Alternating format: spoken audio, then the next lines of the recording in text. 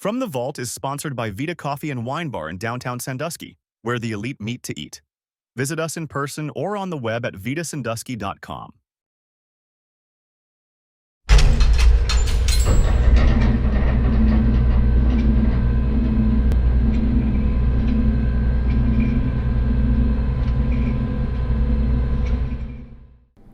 Welcome to another edition of From the Vault, leadership lessons you can bank on.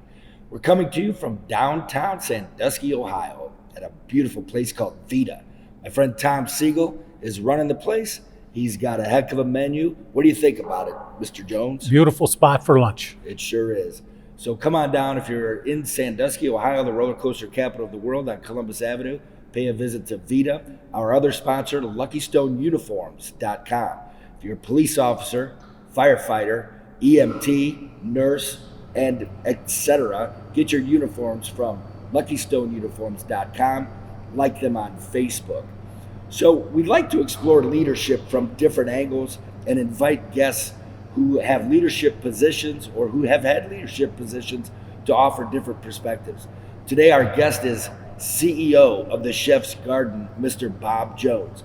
Now, the Chef's Garden is a unique place, and we'll get into some of that, but he's got a lot of employees. It's a business that has taken many twists and turns. They've had to adapt to all variety of pressures from environment, from economic.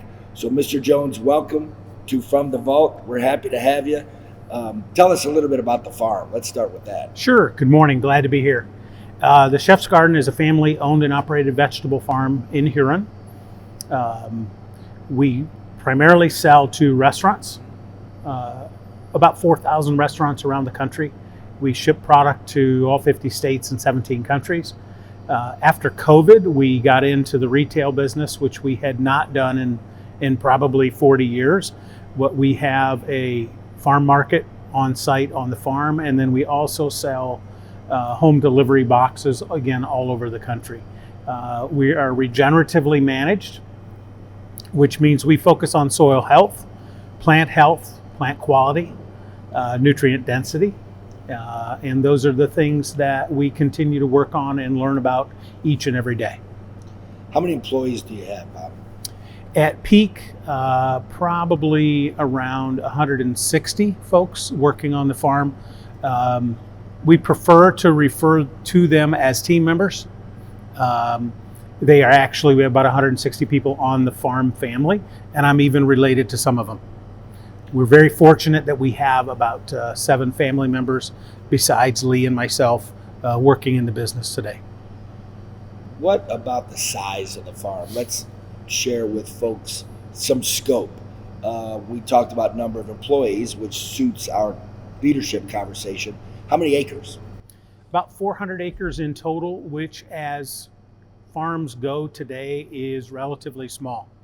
The size of farms in the United States continues to grow, and the number of actual farmers continues to shrink. The average age of the American farmer today is 58 years old, which is a problem. What about recruiting? Let's talk about finding high quality team members and keeping high quality team members. Sure. Any business today, regardless of what industry they're in, it is a constant battle to find, hire, train, and retain good quality people. We work very hard at that to keep our turnover numbers low. That's all about culture. It's really, if you build a culture where people enjoy coming to work in your operation, then you can keep that turnover number down. Turnover, depending on who you read, costs between 1 to 2 times the annual salary every time you turn a role over. So it's much more economical to do a great job at keeping people happy in the role. It isn't always easy. We don't do it well all the time, but it's something we continually work at. I want to take folks back in time a little bit, and I'm going to ask you this question. When you were a young boy, did anyone ever ask you, what do you want to be when you grow up? I'm not sure that I ever remember anybody asking me that. I don't know that I ever even considered anything else. Um, I went to school at Ohio State, wanted nothing to do with agriculture for the first couple of years. And by the end of my second year was taking horticulture classes and kind of got back into that a little bit. It's in your blood. And once you smell that soil in the spring when it's fresh plowed, it does something to you. So it's really something that it's really the only thing I know how to do. I love what I do. I get to experience my faith every year because I'm working with creation and trying to better understand that. That's a constant challenge as well, but it's a big part of who I am and why I do what I do. Let's talk about leadership influences on you. Now, I know there's one predominant one. I'm sure there are others. But what I want to get into is not only how you've been influenced, but even perhaps how you as a leader are carving out your own place at the farm and maybe doing things a little bit differently than your predecessor. Sure. So obviously you're referring to my father. Indeed. And certainly one of the greatest influences in my life, both from a leadership aspect, but also from a technical aspect, understanding agriculture. Agriculture is a science, and trying to, part of that is chemistry, part of that is biology. It is an art and a science. I've been very, very fortunate to have some amazing influences in my life, as far as leadership is concerned, but also just in life in general. My dad sent me to a soils course 20 years ago, over 20 years ago now. But there's a background to this story.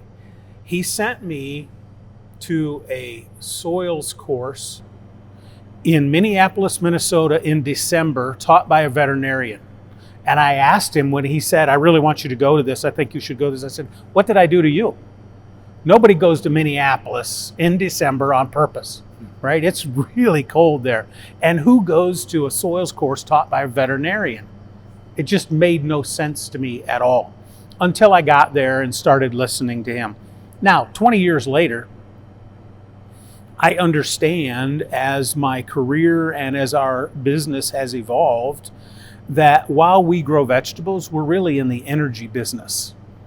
Plants are simple solar panels that convert light energy to chemical energy. And that plant then feeds the microbiology in the soil. And if the soil is healthy, the plant is healthy, the human is healthy. All kinds of interesting things. What I didn't know at the time was that the veterinarian that I was taking this, and it was a 3-day course that I took 3 times because I really wanted to understand it at a deeper knowledge. The first thing this old veterinarian said to us was, I will teach you all of the biology, I'll teach you all the chemistry and all of the science that I've learned in a 40-year career in veterinary sciences. But he also said, unless you have a relationship with the Creator, you'll never get it. I can teach you all of it. And the first half an hour of that 3-day course each day was a devotional. And it really grounded us. And that was the first time in my professional career I'd ever been exposed to that. It was always, I had a faith life and I had a work life, like probably all of us. And it was just separate. And this was the first time that this guy really said, you know what, we're going to combine those two things because they're one and the same. Now, little did I know at the time, his name was Dr. Dan Scow. He was from Fairmont, Minnesota. He's no longer with us.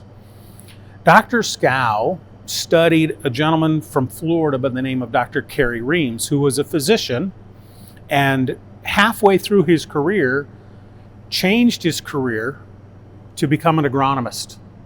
Something I'd never thought of or heard of before, going from one scientific field to another halfway through. But he was trying to better understand the science of agriculture.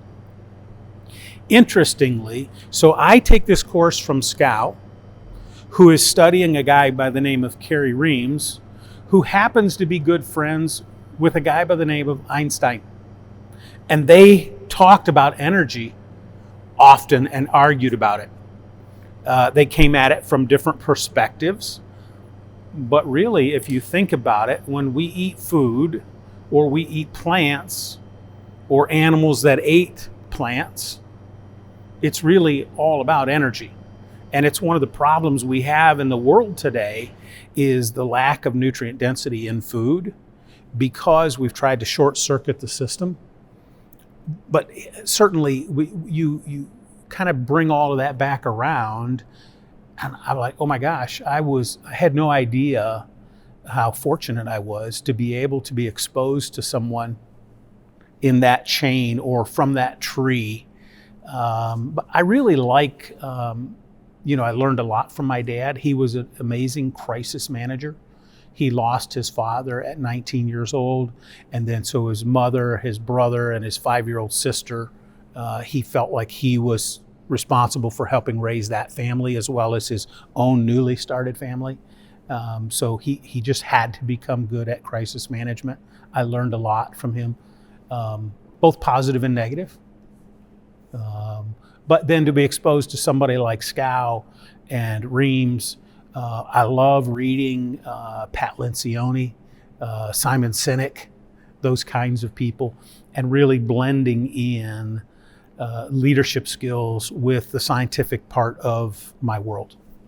What I'm hearing, what I'm hearing you say is the willingness to learn and grow when you're deep into your leadership career is vital and never ends. Well, I think we have to be lifelong learners. We just cannot stop learning. And can you ever not get better at your craft? So the answer is obviously no. So we have to constantly, it's actually become one of my favorite interview questions now. What are you reading? And if somebody's reading for pleasure and they're reading leadership or they're reading something that is helping them in their craft and they're well-rounded, then it scores a lot of points in an interview. If they're only reading Harry Potter and nothing else, that is a message of a different type. You mentioned crisis management. Let's zero in on that a little bit. What have you learned? Obviously, running a farm is a little bit different than running a department store where it's 70 degrees every day, regardless of what's going on outside. You have forces of nature and the farm must go on. So share with us a little bit about a crisis you'd like to have a do-over. Well, one of the things that I enjoy the most about my job is I get a do-over every spring because you get to start over. You get a new season and you learn. One of the things my father taught me was that in this business, in the business of agriculture, you're going to have external influences and you're going to have internal influences. And you're going to have influences on things that happen that are beyond your control, but you better think about those and how you're going to react. But you're also going to have things that you do to yourself, internal influences, and you better have a good handle on those as well. You mentioned weather. So my dad said to me probably 30 years ago, Bob, you're going to have years where it's cold, and you're going to have years where it's hot. You're going to have drought, and you're going to have monsoon. Make a plan for the absolute ideal weather conditions for the summer. And count on absolute ideal conditions 20% of the time. But then you ought to have a plan for what are you going to do when it's raining in the spring, all spring long, and you can't get in the field. So you create a plan for the ideal, a plan for a wet year, and then a plan for a drought year. And you put that plan on the shelf. So when the circumstance presents itself, you don't run around like a chicken with your head cut off. You go to the shelf and you pull out that plan and you say, we got a plan. Here's what we're going to do. Things change. I think you have to be adaptive. You have to understand. You got to be quick on your feet. You got to have a great team of people surrounding you so that when things like COVID happen, that was very early. My father changed roles from CEO to research in November of 2019. And in April of 2020, March of 2020, the world changed. In April of 2020, he comes to me and he says, hey, I'm glad we switched when we did. I wouldn't want to have to deal with this. But here is a situation where, we were probably like everybody else, where we were convinced COVID was going to last 2 or 3 weeks and we'd be back to normal, right? It still has not completely and totally. I don't know that we'll ever go back to where we were pre-COVID. But you just have to adapt and you have to understand what's going on. We, at that time, had 150 people on the payroll. We lost 90% of our revenue in 3 weeks' time. The restaurants all closed. The governor was closing restaurants in every state. What are you going to do? That's when we started working on programs with USDA on farm to families. We started up retail again. We worked with grocery stores that we had not worked with in 20 years. And you just evolve and survive and you keep going and you fight your way through it. But if it were not for the amazing team of people we have, we would have never survived that. I'm hearing you say those who fail to plan to fail. Plan to fail, indeed. Speaking of those employees, you can't be in farming that long with that many employees without firing some once in a while. And that's a very interesting conversation for me. It's a very difficult conversation. Certainly there are times it has to be done, but I've always seen leaders sometimes go to that a little too soon. That's the easy thing to do, as opposed to nurturing someone into their own professional growth and becoming a better employee. I'm sure you've had a lot of experience with both. Let's talk about a success story. On the brink of letting someone go, you chose not to, and you're glad you didn't. Well, certainly I think you have to take a step back and you have to understand that when you end someone's employment, you're changing their life. So the first thing that I've tried to do is to have a better understanding of just how serious that decision is. It's a lot more serious for that individual than it is for the company, right? Now, again, turnover is expensive. So you have to understand that economic piece of it as well. You also have to understand that we're talking about human beings, myself and the individual. I've evolved over time. I've learned. I think I'm better at it today than I was 5 years ago, 10 years ago, certainly 20 years ago. I hope I'm better at it in 5 years from now. But the goal is creating realistic expectations and then having equal amounts of accountability. As a general rule, when someone leaves their employment at the farm, it's because of a decision that they've already made, and I'm just confirming that. If I have created with them, this is a combination effort. You have a job description and then you have expectations. The expectations don't happen at the time of employment. You get 3 to 6 months down the road to give the individual the opportunity to learn me, learn the business, learn the position. And then you sit down again and you create realistic expectations. What are your expectations of being here and being employed by the company? And what are my expectations in return for the compensation that we've negotiated? Now, realistic expectations, and then having routine scheduled check-ins, quarterlies, annuals. Nobody should ever be surprised in an annual review. That's my fault if that happens, because I haven't done a good job of regular check-ins and communication. If I have said, okay, based on these expectations that you and I put together, there's a couple of these you're doing really well. There's one here that you're far exceeding on, but these two over here, we need to do some work on those, and I'm going to help you with that. Are you willing to do that? And if they are in fact willing to do it and put forth the effort, then everybody wins. They get better and I get a better team member out of it. There are times when, for whatever reason, whether it was my failure to lead them, or they really just didn't want to put in the effort that it was necessary to perform at the expected level of expectation, that the relationship probably would be better off if it ended. I don't like those. They're not fun conversations. It is a very serious situation. But there, in many times today, what I find is that when somebody's not meeting expectations and we sit down and have that tough conversation, and I say, you're not performing up to the level of my expectations. How can I help you fix that? You're really putting them in a situation where they've got a decision to make. One of two decisions. Either, yes, I am willing to put forth the effort to raise my performance level to meet your expectations, or no, I'm not, and I'm going to go look for something else. Either way, we probably both end up in a better position.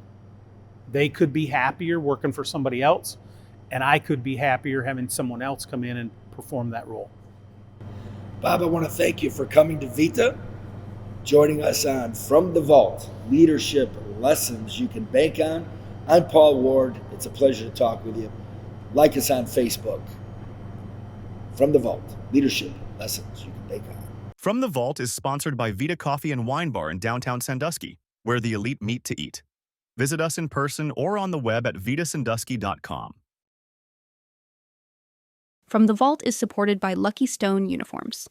Go to luckystoneuniforms.com to supply uniforms for local law enforcement, fire service, EMS service, and medical agencies and organizations in North Central Ohio.